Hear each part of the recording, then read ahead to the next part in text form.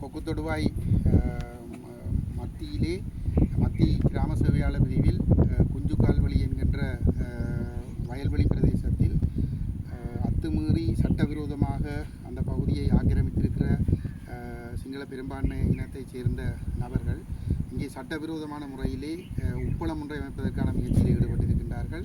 இதற்கு எதிராக இந்த பகுதி மக்கள் தொடர்ச்சியாக பிரதேச செயலகத்திலும் மாவட்ட செயலகத்திலும் முறைப்பாடுகளை செய்திருக்கின்ற நிலையிலே, போலீஸ் நிலையத்திலும் முறைப்பாடுகள் செய்திருக்கின்ற நிலையிலே, அந்த நேற்றைய தினம் வவுனியாவிலே நடைபெற்ற விவசாய அமைச்சர் கலந்து கொண்ட ஒரு கூட்டத்திலே இந்த விடயம் அவருடைய கவனத்திற்கு தமிழ் பாராளுமன்ற உறுப்பினர்களால் கொண்டு வரப்பட்டிருக்கிற நிலையில் இந்த செயல்பாடுகள் தடுத்து நிறுத்தப்படும் என்று அவரால் வாக்குறுதிகளும் வழங்கப்பட்டிருக்கிற நிலையிலே எந்த விதமான மாற்றங்களும் இல்லாமல் இங்கே அந்த உப்பளத்திற்கு நீர் நிரப்புகின்ற செயல்பாடு தொடர்ச்சியாக நடைபெற்று கொண்டிருக்கின்றது. இது மக்களுடைய அறுதி உறுதி காணி என்பது இந்த மக்களுடைய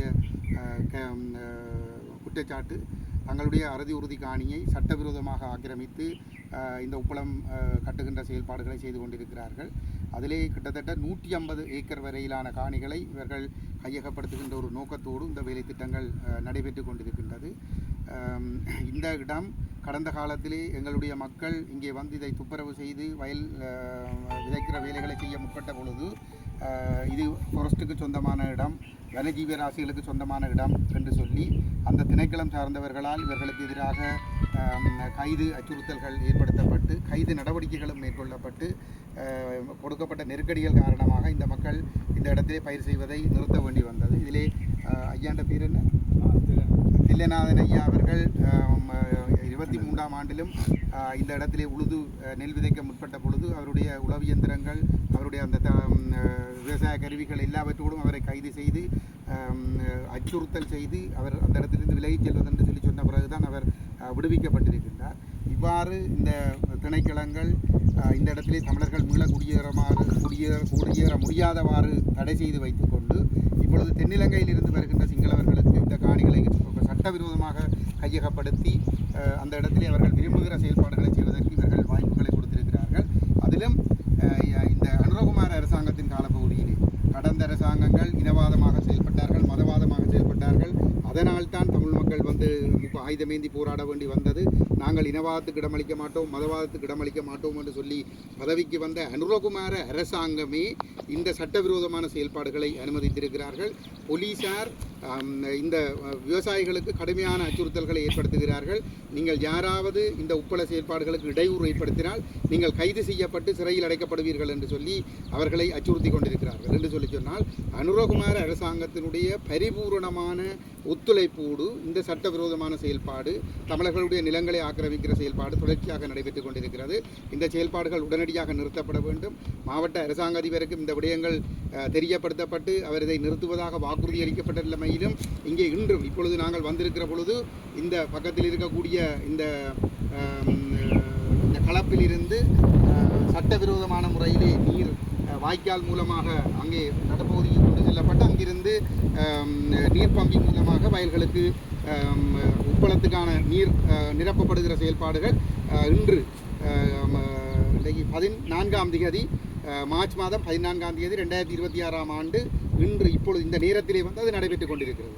நாங்கள் இங்கே இதனை பார்க்க வந்திருக்கிற பொழுது அங்கே வேலைக்காக நிற்கக்கூடிய 2 பெரும்பான்மை இனத்தைச் சேர்ந்தவர்கள் அந்த வயலுக்கு அண்மையில் நின்று நாங்கள் இந்த கருத்துக்களை ஊடகங்களுக்கு சொல்ல முற்பட்ட பொழுது விஷமத்தனமாக அந்த நீரிறைக்கும் இயந்திரத்தினுடைய சத்தத்தை அதிகரித்ததன் மூலம் நாங்கள் அங்கிருந்து விலகி வந்து சற்று தொலைவிலே வந்து நாங்கள் இந்த கருத்துக்களை சொல்ல வேண்டிய அளவுக்கு வந்து அவர்கள் திமிர்த்தனமாகவும் நடந்து கொள்கிறார்கள். இது மக்களை சரியாக ஆத்திரமூட்டுகிற செயல்பாடாக இருக்கிறது. அரசு திணைக்களங்கள் பொறுப்பேற்று செயல்படுகின்றன, போலீசார் பொறுப்பேற்று செயல்படுகின்றார்கள், இனவாதமாக செயல்படுகின்றார்கள். இந்த செயல்பாடுகள் உடனடியாக தடுத்து நிறுத்தப்பட வேண்டும். கடந்த காலங்களிலே நாங்கள் தையிட்டி போன்ற விகாரைகளுக்காக போராடுகின்ற பொழுது கட்டும் வரைக்கும் எங்கே சென்றீர்கள் என்ற கேள்விகளை கேட்டவர்கள் எல்லோரும் இப்பொழுதுதான் இந்த வேலை திட்டம் ஆரம்பிக்கப்பட்டிருக்கிறது. இந்த வேலை திட்டத்துக்கு எதிராக மக்கள் அது தொடங்கின நாளிலிருந்து எதிர்ப்பு போராட்டம் நடத்துகிறார்கள். ஆகவே இந்த நேரத்தில் வந்து எல்லோரும் குரல் கொடுத்து இந்த சட்டவிரோத செயல்பாடுகளை நிறுத்துவதற்கு முன்வர வேண்டும். இதற்கு எதிராக திரண்டு போராடுவதற்கும் மக்கள் முன்வர வேண்டும். இல்லை என்று சொல்லிச்சுன்னா இந்த மண்ணிலே எங்களுக்கு வாழ்வே இல்லாமல் அளிக்கப்படும் என்பதனை மிகவும் பொறுப்புணர்வோடு நான் தெரிவித்துக் கொள்ள விரும்புகிறேன். மற்றது இங்கே இந்த இதில் வந்து இந்த இதில் இவர்கள் இந்த பகுதி விவசாயிகள், இந்த காணிக்கு சொந்தக்காரர்கள் கடந்த காலங்களிலே இவர்கள் போர் முடிந்து ஊருக்கு திரும்பிய பிற்பாடு தங்களுடைய வாழ்வாதாரத்திற்காக ஒரு விறகுக்காக வந்து 4 தடிகளை வெட்டினாலோ, காய்ந்த தடிகளை வெட்டினாலோ, அல்லது வந்து வயலிலே கொத்துவதற்காக மண்வெட்டிக்கு போடுவதற்கு ஒரு பிடி வெட்டினாலோ தாங்கள் கைது செய்யப்பட்டு தங்களுக்கு எதிராக வழக்குகள் போடப்பட்டிருக்கிறது. இதிலே யாருக்கு எதிராக 4 வருஷம் அன்னைக்கு எதிராக ஒரு மண்வெட்டி பிடி விண்ணாங்கு மரத்தில் வெட்டி ஒரு மண்வெட்டி பிடி செய்ததற்காக 4 வருடங்களாக அவர் வழக்குகளுக்கு முன் கொடுத்து கொண்டிருக்கின்றார். ஆனால் இங்கே இலங்கை சட்டத்திலே மிக கடுமையாக தடை செய்யப்பட்டிருக்கிறார். கண்டல் தாவரங்களை அழிப்பது என்பது வந்து பாரிய குற்றமாக சொல்லப்படுகிறது. அந்த கண்டல் தாவரங்களை அழித்து இங்கே கொட்டகை அமைக்கப்பட்டிருக்கிறது. இது தொடர்பாக இன்று வரை இந்த இடத்துக்கு வந்த விசேட அதிரடிப்படையினரோ, காவல்துறையினரோ, வன ஜீவராசிகள் திணைக்களத்தினரோ, வன பாதுகாப்பு திணைக்களத்தினரோ, வேறு எந்த திணைக்களம் சார்ந்தவர்களும் வந்து எந்த விதமான நடவடிக்கைகளும் எடுக்கவில்லை. அது பெரும்பான்மையினை சிங்களவர்கள் என்பதனால் வந்து அவர்கள் இதையும் செய்யலாம் என்று அனுமதிக்கப்பட்டிருக்கிறது.